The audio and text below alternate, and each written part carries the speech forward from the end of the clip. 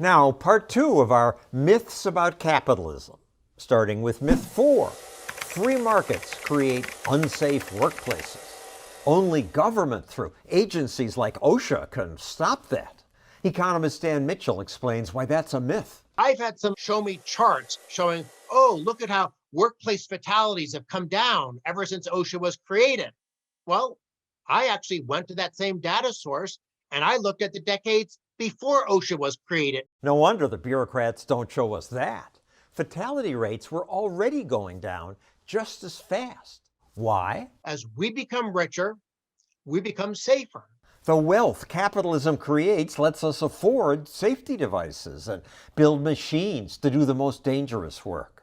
In capitalist societies, we have cleaner water, cleaner air, better lifestyles. We need more capitalism because when people get rich, they can afford more safety. But before government protected us, I'm told unfettered capitalism created evil robber barons, collecting great riches at the expense of workers who toiled, often in dangerous conditions, for little pay. But little pay compared to what? When we look back upon factory life 100 years ago, we think, oh my God, that's terrible. Because by our standards today, it is terrible. But compared to toiling for 14 hours a day on a farm for half as much money, that stage of our economic development was practically nirvana. Still, most people were poor while the robber barons amassed a huge amount of wealth. Folks like John D. Rockefeller, who created the oil industry. People still call Rockefeller a robber baron, but he wasn't born rich and he didn't rob.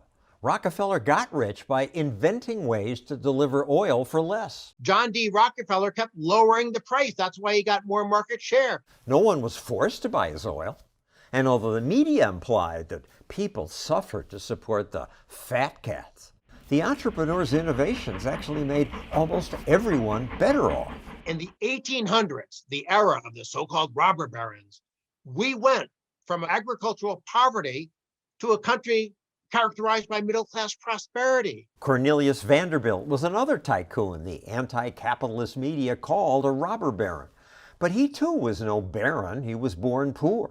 At age 11, he quit school to work on boats. Then he invented ways to make travel cheaper. He cut the New York-Hartford fare from $5 to $1. His competitors didn't bother because they were used to friendly politicians giving them subsidies. That's not capitalism, that's corporatism. Only when politicians leave capitalism largely alone does it create wealth. Still, I hear that capitalism just isn't good for us. Capitalism is not designed to optimize our well-being. Does anyone still believe that cheaper iPhones or more Amazon deliveries of plastic garbage from China are going to make us happy? We're not buying iPhones and plastic garbage unless we think it's better for us than the dollars that we have in our bank accounts. Capitalism is the only system that gives people the liberty to make their own choices. I want liberty. However, now I'm told a robot is probably going to take your job. That's our last myth. Capitalism will take away everyone's job. 50% of the workforce being completely eliminated, as in no more jobs for them. For years, experts predicted employment will decline. But so far, it's never happened. When markets are free, some people do lose jobs, and that's hard on them and their families. If I was a typewriter builder 30 years ago, the personal computer probably destroyed my job. If I was a candle maker, electricity destroyed my job. It's upsetting when any person loses a job.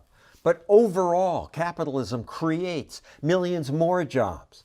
When America began, 90% of workers worked on farms. Now fewer than 2% do.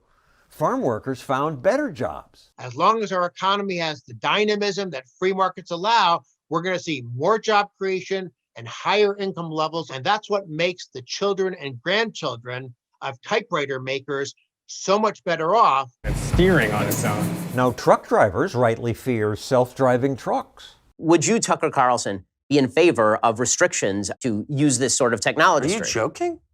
In a second. In a second. In other words, if I were president, we're not letting driverless trucks on the road, period. Support the coalition of obsolete industries? But what would happen if politicians did block innovation?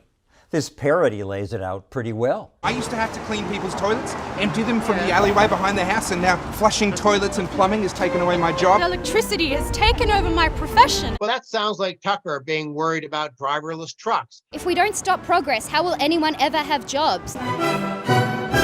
Creative destruction does destroy, but what it creates is so much bigger, so much richer, and so much better for us. Better for most everyone, rich and poor. That's capitalism. That's something that we should be celebrating. No other system anywhere in the world has ever come close to capitalism's ability to generate mass prosperity. I hope you'll share and like this video. If you want to help us make more, click that button.